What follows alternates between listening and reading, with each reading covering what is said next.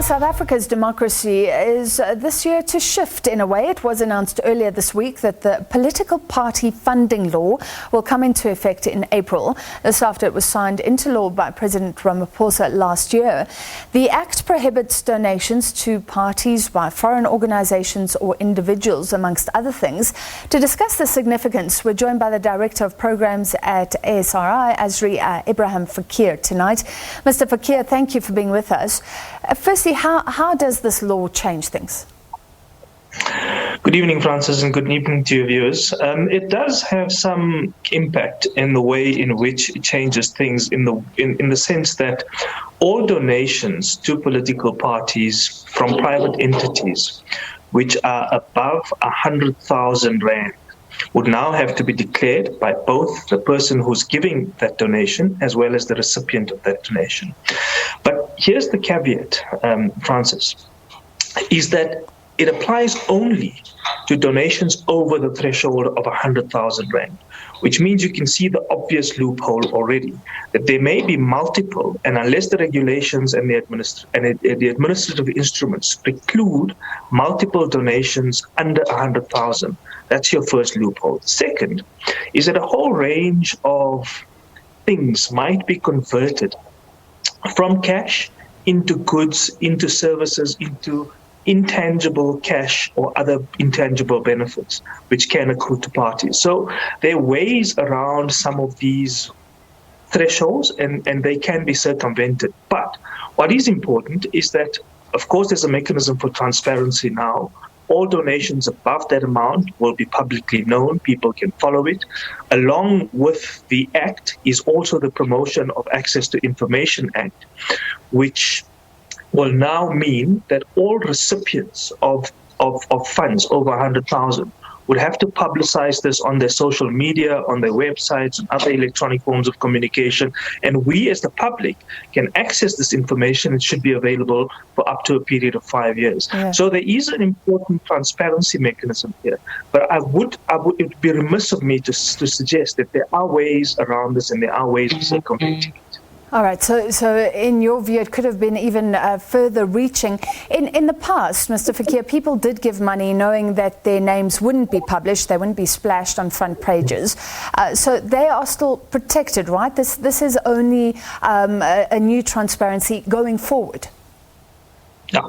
So it's not retrospective. That means that all of what has passed is not going to happen, which perhaps in some people's suspicions might sort of suggest to them that this is now, they've already bought their favors, or they may have, and the reason why the promulgation and signing into law so long after it already has been codified is perhaps given the parties a chance in a moment in which to accumulate as much as they possibly can, or to find with their donors ways in which they transfer and transpose what would have been in future cash donations to other forms of donations.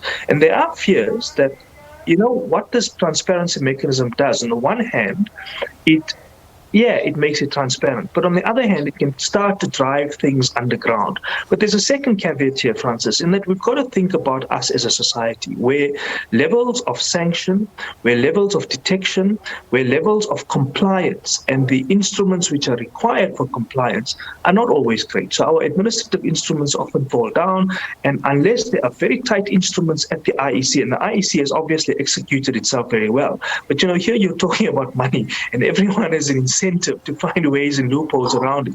Unless those administrative instruments and regulations are extremely tight to keep down the circumvention issues and to ensure compliance and sanction where there isn't compliance is going to be utmost. And we know that we don't have a great track record in South Africa when it comes to both implementation, oversight, and ensuring that there's compliance and sanction. All right, Mr. Fakir, please let you know that we are waiting for President Cyril Ramaphosa to wrap up the National Executive Committee, Lekgotla, and we will take that live. I may have to cut into this discussion, but let's take it as far as we can. What about the argument that this isn't good for democracy? And a whole lot of examples have been brought up. One may be a company may want to lift up smaller parties or opposition parties rather than the ruling party. But then down the line, it could become controversial somehow now that they're supporting the DA or the EFF. That has business implications.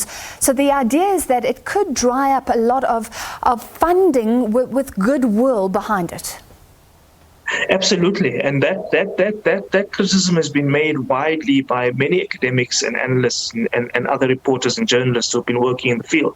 That one, it has an adverse impact on democracy because it dries out the amount of money which becomes available for political parties.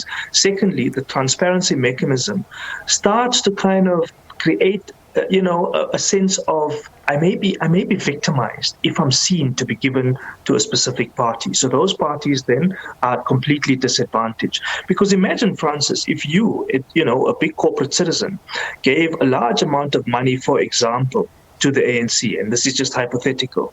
And now the DA, there's perhaps a deal, there's perhaps a tender, there's perhaps some kind of infrastructure work which is going to take place in the Western Cape. And the DA administration says, Francis Hurd has given money to the ANC. We don't think, even though she may be, and her company may be the best qualified, we're not entirely sure that she should be the one benefiting. Now, look, in part, this legislation is meant to tie those loopholes, right? And to get rid of that kind of system of favorism and patronage, because it's direct patronage. On the other hand, the adverse consequence is that it punishes your company. It also punishes the fact that you've given to the ANC, and because you haven't given to the DA, they feel slighted. They look at you adversely, and so there's multiple of those consequences. Now, there are ways out of this, Francis, and the first is this: we also have to address this, and this is why it's important that you said the legislation doesn't go far enough. One is, apart from the loopholes which are available and the fact that it dries up money in the system, is that there is a regime of public funding, and our public funding formula is completely skewed.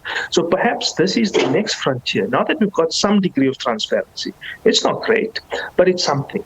We now need to rework that funding formula, the public funding formula, because that formula is completely skewed. And though there's an element of fairness in the question of proportionality, the reality is that the proportionality is skewed directly to the bigger parties, who automatically benefit directly because of their bigger size. So smaller entrants are completely precluded. There's almost double jeopardy.